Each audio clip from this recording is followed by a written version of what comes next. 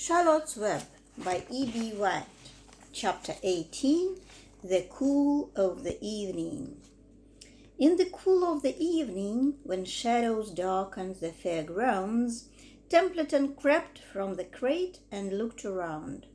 Wilbur lay asleep in the straw. Charlotte was building a web.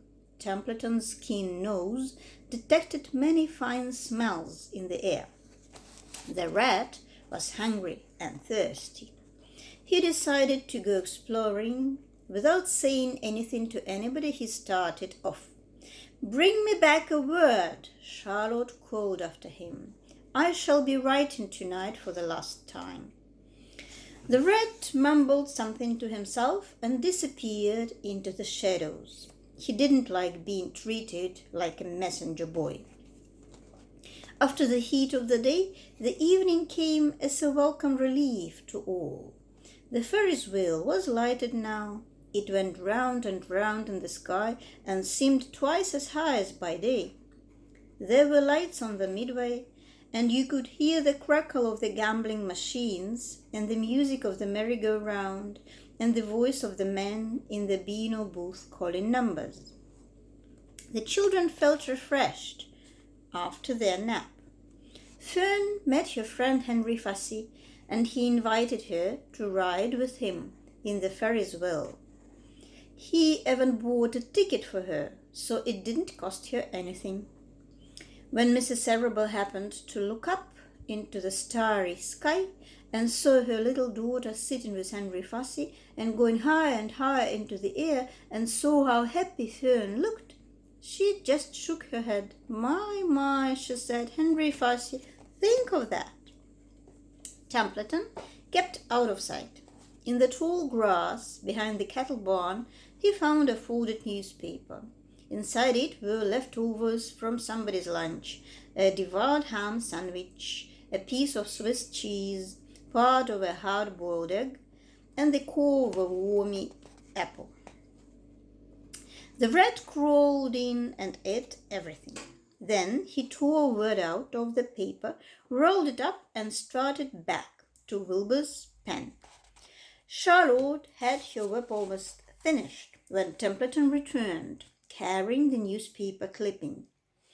She had left a space in the middle of the web. At this hour, no people were around the pig pen, so the rat and the spider and the pig were by themselves. "I hope you brought a good one," Charlotte said. "It is the last word I shall ever write." "Here," said Templeton, unrolling the paper. "What does it say?" asked Charlotte. "You'll have to read it for me." "It says humble," replied the rat. "Humble?" said Charlotte. "Humble has two meanings.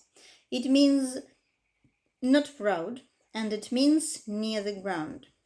"That's Wilbur all over. He's not proud, and he's near the ground." "Well, I hope you're satisfied," sneered the rat. "I'm not going to spend all my time fetching and carrying. I came to this fair to enjoy myself, not to deliver papers." "You've been very helpful," Charlotte said. "Run along if you want to see more of the fair." The rat grinned. "I'm going to make a night of it," he said. "The old sheep was right. This fair is a rat's paradise. What eating and what drinking, and everywhere good hiding and good hunting. Bye-bye, my humble Wilbur. Fare thee well, Charlotte, you old schemer. This will be a night to remember in a rat's life." He vanished into the shadows. Charlotte went back to her work. It was quite dark now. In the distance, fireworks began going off, rockets scattering fiery balls in the sky. By the time the Arables and the Zuckermans and Löwy returned from their grandstand, Charlotte had finished her web. The word humble was woven neatly in the center. Nobody noticed it in the darkness. Everyone was tired and happy.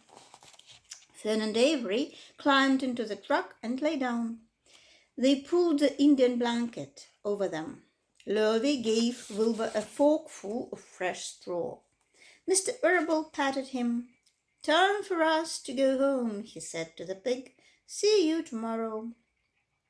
The grown-ups climbed slowly into the truck, and Wilbur heard the engine start and then heard the truck moving away in low speed. He would have felt lonely and homesick had Charlotte not been with him. He never felt lonely when she was near. In the distance he could still hear the music of the merry-go-round. As he was dropping off to sleep, he spoke to Charlotte. Sing me that song again about the dunk and the dark, he begged. Not tonight, she said in a low voice. I am too tired. Her voice didn't seem to come from her web. Where are you? Asked Wilbur. I can't see you. Are you on your web? I'm back here, she answered, up in this back corner. Why aren't you on your web? Asked Wilbur. You almost never leave your web. I have left it tonight, she said. Wilbur closed his eyes. Charlotte, he said after a while, do you really think Tukeman will let me live and not kill me when the cold weather comes? Do you really think so? Of course, said Charlotte. You are a famous pig, and you are a good pig. Tomorrow you will probably win a prize. The whole world will hear about you. Tukeman will be proud and happy to own such a pig. You have nothing to fear, Wilbur, nothing to worry about. Maybe you'll live forever, who knows? And now go to sleep. For a while there was no sound. Then Wilbur's voice. What are you doing up there, Charlotte? Oh, making something, she said, making something as usual. Is it something for me? Asked Wilbur. No, said Charlotte. It's something for me, for a change. Please tell me what it is, begged Wilbur.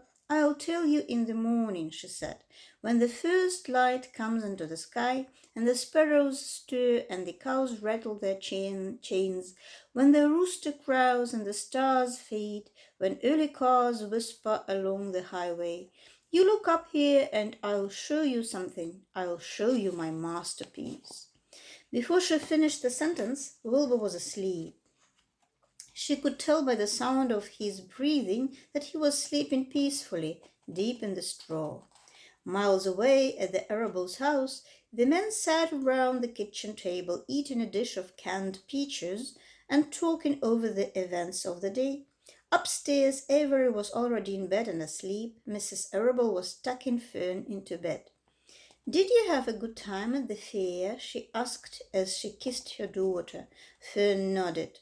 I had the best time I've ever had anywhere or any time in all of my whole life.